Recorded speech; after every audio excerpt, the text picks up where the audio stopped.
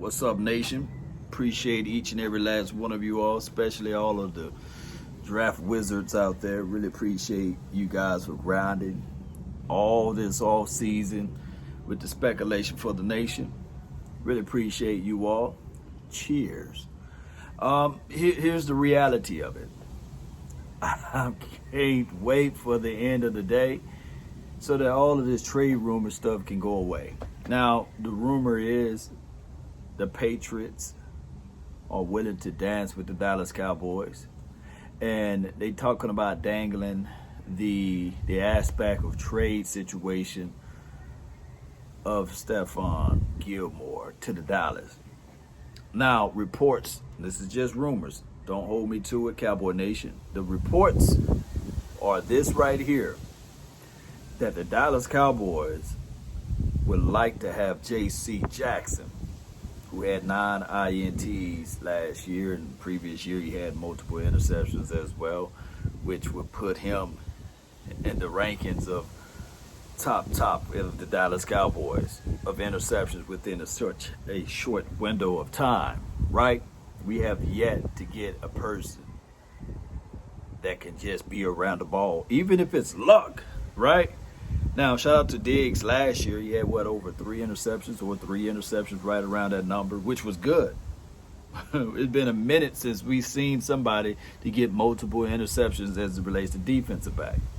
Now, when we look at everything, Cowboy Nation, we can say to ourselves that with the 10th pick, the Dallas Cowboys should select either J.C. Horn, who I really like in this draft, or Patrick Surtain, who I think that, hell, he would do a great job, a serviceable job with the Dallas Cowboys. And you think about the continuity, the rapport with all of those things that we got with Diggs and him, and the way this system, whether we be a zone concept or we're going to play a man, it's still a good movement, right? So I contextualize most of these rumors to just be what it is. Traction, news traction.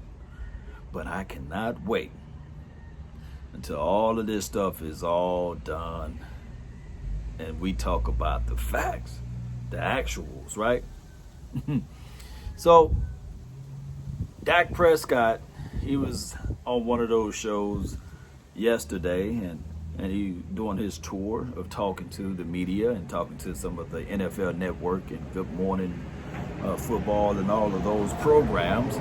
And they was talking about his recovery. They was talking about, how he's doing and these sorts. And they're trying to, probe and pick to see where his head is at.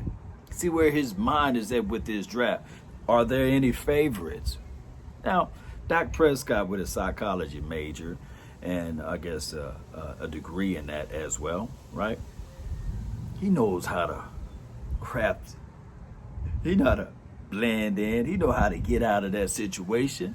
So, of course, he's not going to give out pertinent information for the Dallas Cowboys, but he did say one thing, that he feel that the team is still explosive. He can't wait to throw the ball to CeeDee Lamb, Michael Gallup to go grab that thing, and, of course, Amari Cooper. He didn't mention Blake Jarwin, but I'm quite sure that he got him on his radar, right? And he did own some of the situations, whereas, yes, he was on pace to throwing 6,000 yards. But he said that, hey, we got to be better than that. I love that part of it. I do. But he did lament this right here, that the Dallas Cowboys should be in very high favors of looking at defense in this particular draft. Can anybody say otherwise? Outside of offensive linemen, and of course, I'm still want the Dallas Cowboys to go with the mindset of BPA, best player available.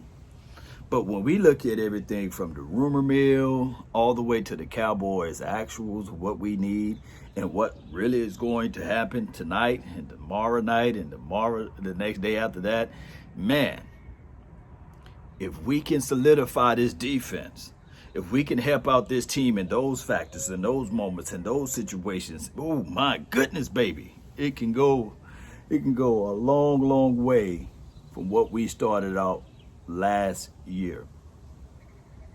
We started out last year with high expectations, and then the reality, the truth punched us right in the mouth, and we realized that, man, it's much more than Cowboys versus everybody, right? It's much more than Cowboys going to go to the Super Bowl. It's much more than the Cowboys got this going and this and that going. But now we got a fresh start this offseason. We got to figure this out. We do. When we think about this team and we think about the possibilities of being at this moment, at this spot, and at this time for right now, of elevating and improving, because my last stance on this is right here, Cowboy Nation. If you guys can hear me out from here, my last stance on this: if we go with an offensive tackle, whether it be a lineman or a tackle, will he be better than Terrence Steele? Can they perform better than a Brandon Knight? Can they create pressure on Connor Williams to improve as it relates to that guard situation? Or in a pinch, will they be able to step up and step in and fill that role for La'el Collins, Tyron Smith, if they go down, right? That's just talking about the offensive line. Now, moving over to the defense, whoever we decide to go grab, will they be better than a Rashard Robinson, who's suspended by 2 games for the first start of the season? Not saying that he's going to start anyway, right? Can they perform better if it's a safety, better than a Darian Thompson and Xavier Woods? Can they give you more than 25%? Oh, I'm sorry. Can they give you more than 30%, 40%, whatever percentage that he was trying to put out there in the exhibit, right? And exude. See, that's what the draft is able to do, baby. If we go get a linebacker, can they cover better than Jalen? Or will they be able to stay on the field longer than the LVE? And shout out to my dog Sean Lee for retiring. But will they be able to withstand the length of the season longer than a Sean Lee? Those are all things that we got to contextualize there, Cowboy Nation. As the wind began to blow out here, that means that I'm spitting nothing but the truth. In this draft, I know it's all about developing, but also it's all about this right here, Cowboy Nation. Can you find pieces that you can plug in and insert to be better than what you had before? And we all know that depth is everything, right? And will eventually, in this draft, the Dallas Cowboys look at that interior and say to themselves, stand firm and boldly and say out to the world, we are finally going to invest in that interior. Because we got Dan Quinn, who is silent, by the way. He ain't speaking a lot.